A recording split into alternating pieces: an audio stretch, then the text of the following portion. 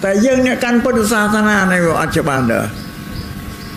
រតនៈរបស់ខ្លួនគឺពុទ្ធប្រទើប្រសង្ឃជារតនៈខ្ពង់ខ្ពស់បំផុតសម្រាប់យើងទីពឹងបើប្រយ័ត្នតែមានភ័យនោះទៅបន់អីសូនរាយព្រះព្រហ្មណារតនៈក្នុងសាសនាព្រាហ្មណ៍នោះរតនៈរបស់ខ្លួនគឺពុទ្ធប្រទើប្រសង្ឃនេះអត់ជឿអត់រវល់អីទេខ្ញុំគិតមើលមកពីអ្វីមកពីអត់ច្បាស់លាស់ហ្នឹងឯងដូចសាសនាទៅគេច្បាស់លាស់គេមិនទីពឹងរតនៈសាសនាដទៃទេអាត្មារៀបរាប់ឲ្យស្ដាប់មិញហើយថាបានហើយដូចសាសនាព្រាហ្មណ៍មានភ័យគេទីពឹងអីសូនរាយព្រំគេមិនដែលមកទីពឹងពុទ្ធប្រសង្ឃទេតែយើងមិនច្បាស់ចេះតែច្បុកច្បល់ទៅហ្នឹងឯណាអានឹងមកពីមិនច្បាស់ហ្នឹងឯងបានអាត្មាស្ដែងទៅចេះតែបញ្យល់ញោមញាតអំពីពុទ្ធសាសនាហ្នឹងឲ្យច្បាស់លាស់យល់ទេអាឡាអាត្មាលើកឧទាហរណ៍មួយឲ្យច្បាស់លាស់ទៀតកាលសម័យដែលព្រះពុទ្ធត្រាស់ដឹងឡើងលោកទៅសំដែងធ្វើប្រោសតពុព្រាមពូនេះគ្រុនញាតដេតតៃតែគ្មានពុទ្ធបរិស័ទណាមកស្ដាប់ទេណាអត់ទេណាអើយពុទ្ធសាសនាទាំងអស់គេមកស្ដាប់ធ្វើទេសនារបស់ព្រះពុទ្ធលោកបញ្យល់ពីហេតុពីផលអីទៅ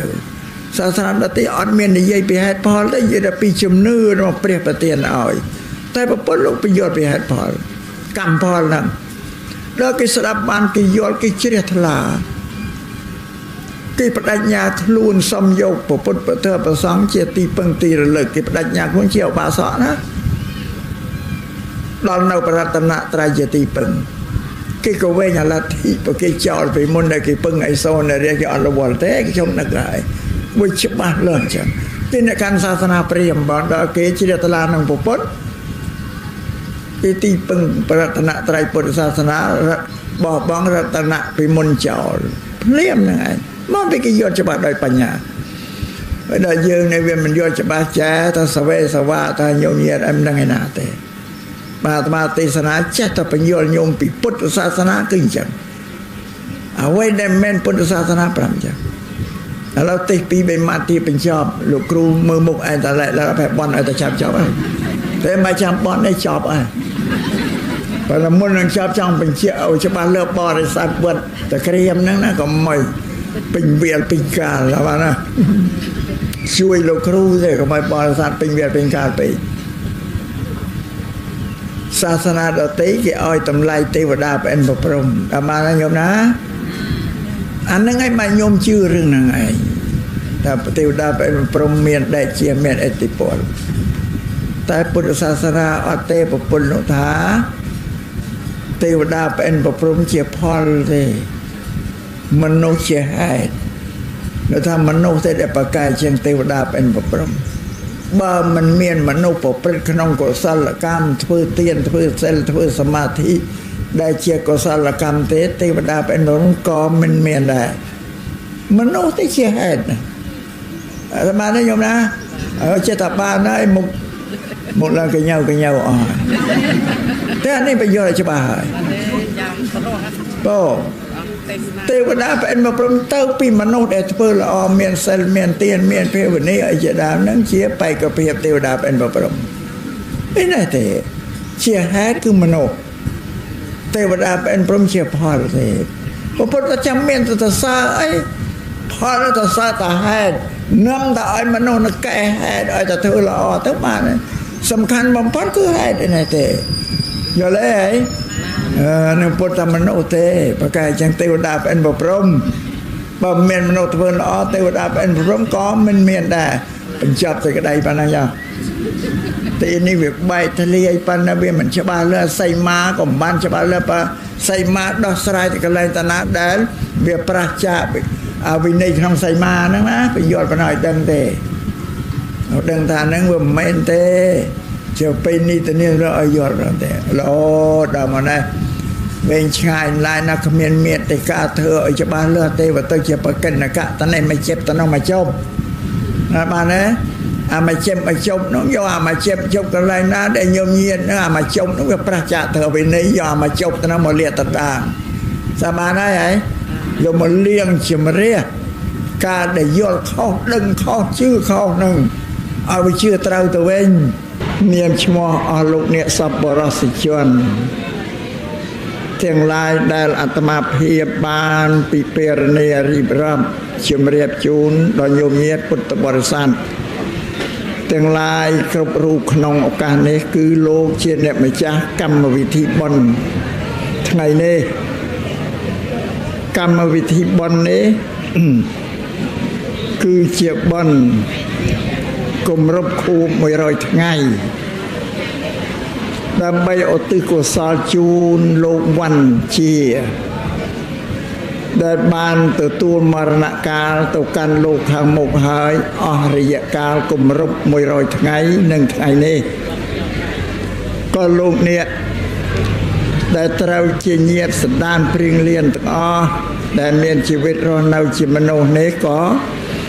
នឹករលឹកឃើញនៅគុណូបការៈរបស់លោកវណ្ណជាការដែលលោកមានជីវិតរស់នៅឡើយលោកបានប្ររពធ្វើកិច្ចការងារដ៏ល្អដ៏មានប្រយោជន៍មកលើកូនចៅប្រុសស្រីគ្រប់រូបទាំងអស់និងញោមញាតិទាំងឡាយ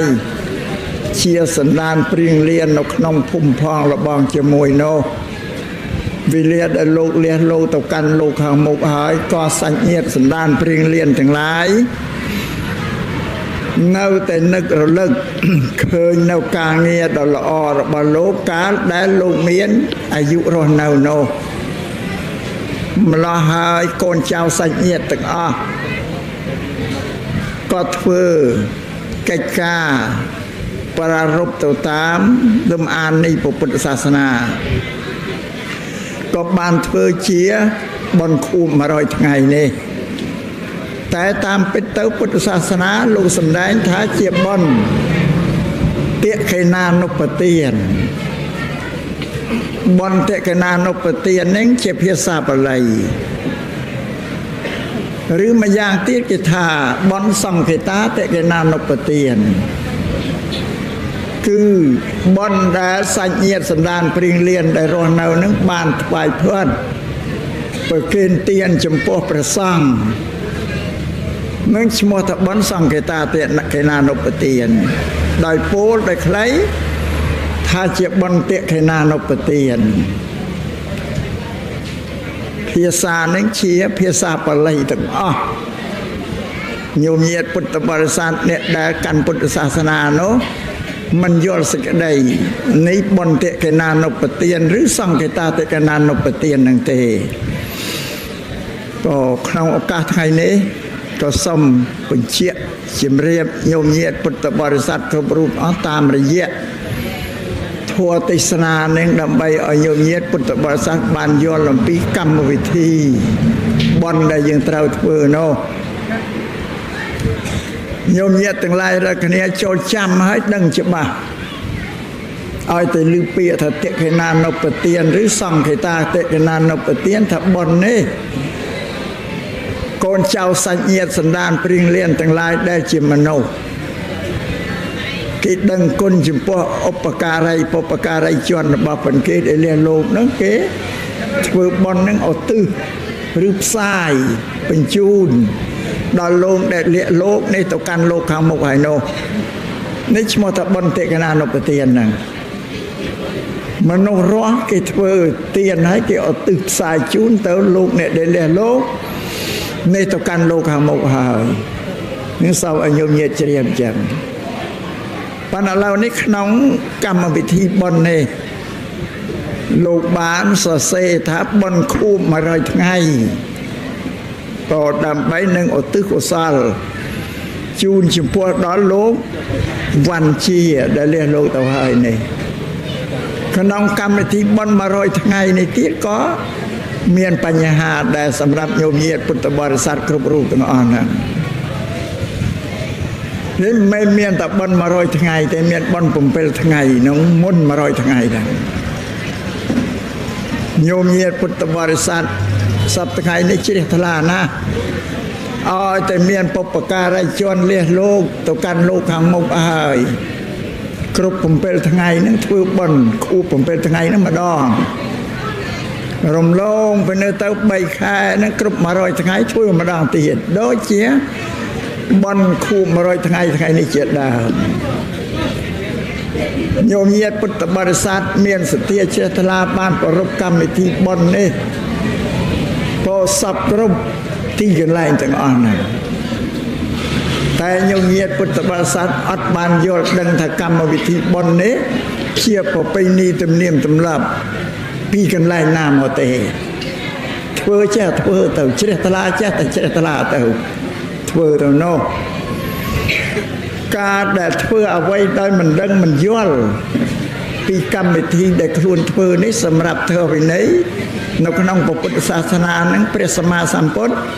ជាបរមគ្រូមិនអោយតម្លៃទេព្រោះយើងធ្វើដោយការដែលមិនដឹងចេះតែធ្វើទៅការពាក្យថាមិនដឹងនេះបើពោលតាមមហាស័ព្ទឲ្យចំតែម្ដងគេថាធ្វើដោយល្ងងមិនដឹងគឺល្ងងចេះតែធ្វើតាមគ្នាតគ្នាទៅនឹង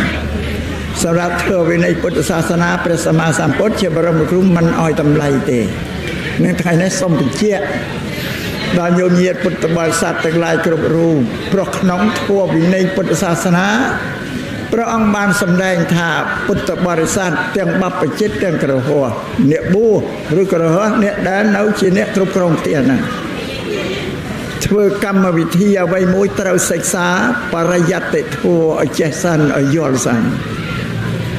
បរិយត្តិធម៌ហ្នឹងវោហាសាមបច្ចុប្បន្នសប្តាហ៍គេថាទ្រឹស្ដីត្រូវរៀនទ្រឹស្ដីឲ្យចេះសិនដល់រៀនបរិយត្តិនឹងទ្រឹស្ដីចេះហើយបានយើងយកមកបដិបត្តិឬអនុវត្តនឹងជាពុទ្ធដីការបស់ព្រះសម្មាសម្ពុទ្ធសម្ដែងបញ្ជាក់អញ្ចឹងសួរថាអញ្ចឹងបើធ្វើចេះតែធ្វើទៅអត់យល់នេះអត់យល់សេចក្តីកិច្ចការដែលខ្លួនធ្វើនឹងតើយ៉ាងណា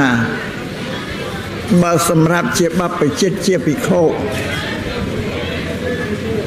ក្នុងពុទ្ធសាសនានេះធ្វើអ្វីដោយមិនចេះបរិយត្តិឬទ្រឹស្ដីទៅធ្វើទៅត្រូវអាបត្តិទុកអត់រួចខ្លួននឹងថ្ងៃនេះបញ្ជាឲ្យច្បាស់អញ្ចឹងពុទ្ធសាសនាមិនជាសាសនាដែលងាយស្រួលទេធ្វើអីឲ្យច្បាស់លើតែសម្រាប់ញោមញាតិពុទ្ធបរិស័ទធ្វើអ្វីដែលមិនចេះដែលមិនដឹងមិនយល់ឧទាហរណ៍ដូចជាបន់100ថ្ងៃបន់7ថ្ងៃនេះធ្វើទៅអត់មានទោសគ្មានអាបត្តិអីដូចអ្នកបួសទេតែព្រះអង្គសម្ដែងថាធ្វើវាអត់បានផលបានប្រយោជន៍អីព្រោះយើងអត់ដឹងមូលហេតុនឹងមកពីណាធ្វើដើម្បីអ្វីដូចជាបន់តិកណានុបទាននឹងជាដើមយើងឮតែគេថាតិកណានុបទានតែមិនដឹងថាបន់គេធ្វើដើម្បីអីអាហ្នឹងក៏ជាបញ្ហាមួយដែរបានថ្ងៃនេះអាត្មានឹងដោះស្រាយពីរឿងបញ្ហាតិកណានុបទាននោះឲ្យញោមដឹងញោមញាតិពុទ្ធបរិស័ទឲ្យយល់ថាបន់តិកណានុបទានគឺជាទានមួយដែលគេធ្វើឡើងគេផ្សាយគេបញ្ជូនគេឧទ្ទិសដល់អ្នកដែលលះលោកទៅហើយអានេះត្រូវដឹងយ៉ាងប្រកបចឹងដូចជាបន់100ថ្ងៃបន់7ថ្ងៃនេះជាប្រពៃណីរបស់ចិនបានជាចិននេះគេធ្វើណាប្រពៃណីចិននៅស្រុកចិនគេធ្វើមិនមែនជាពុទ្ធសាសនាមិនមែនជាពាក្យទូលមានព្រានប្រដៅរបស់ព្រះសម្មាសម្ពុទ្ធទេហ្នឹងប្រពៃណីរបស់ចិនដែលគេធ្វើតាមទំនៀមទម្លាប់ដូនតាប្រពៃណីរបស់ចិនព្រោះចិនបុព្វការីជនមេដាបិតាគេលះលោកទៅហើយ7ថ្ងៃគេធ្វើម្ដង49ថ្ងៃគេធ្វើម្ដងទៀត100ថ្ងៃគេធ្វើម្ដងទៀត3ដងណាគម្រប់3ដងរួចហើយតទៅមុខទៀតក្នុងមួយឆ្នាំគេធ្វើតែម្ដងទេតែពេលឆ្នាំគេទៅសែនឆេញមេញភ្នោណាម្ដងប៉ុណ្ណឹងទេហើយបន់7ថ្ងៃ45ថ្ងៃនិង100ថ្ងៃនេះបែបចិនมันមានជាតិកណានុបទានมันបានថ្វាយទានចំពោះសង្ឃទេគឺគេទៅសែនណាមកក៏គេទៅសែនភ្នោនោះសំញញាតិជ្រាបអញ្ចឹងរឿងនេះបើសំដែងទៅវាវែងឆ្ងាយណាស់ណាបងដើម្បីបញ្យល់ញោមញាតិថាចុះបើប្រពៃណីរបស់ចិនមិនបានជាខ្មែរយើងធ្វើយើងតែយ៉ាងតែប្រពៃណីរបស់ចិនមិនបានខ្មែរបានធ្វើថាប្រពៃណីនេះវាដោយរយតាមចិនញោមញាតិជ្រាបហើយ ជានៅស្រុកចិននឹងធ្វើដំណើរមកនៅស្រុកខ្មែរយើងនឹងតាមពិតមិនមែនតែខ្មែរទេនៅថៃនៅឡាវនៅវៀតណាមនៅអីទាំងអស់គេមកនៅពុបនីគេយ៉ាងឯងចិននៅប្រទេសណាក៏ដោយឲ្យតែមានពុបការីជនអនិច្ចកម្មទៅតែគ្រប់7ថ្ងៃ45ថ្ងៃ100ថ្ងៃគេធ្វើម្ដងប៉ុន្តែពិធីសែនព្រេនទេតាម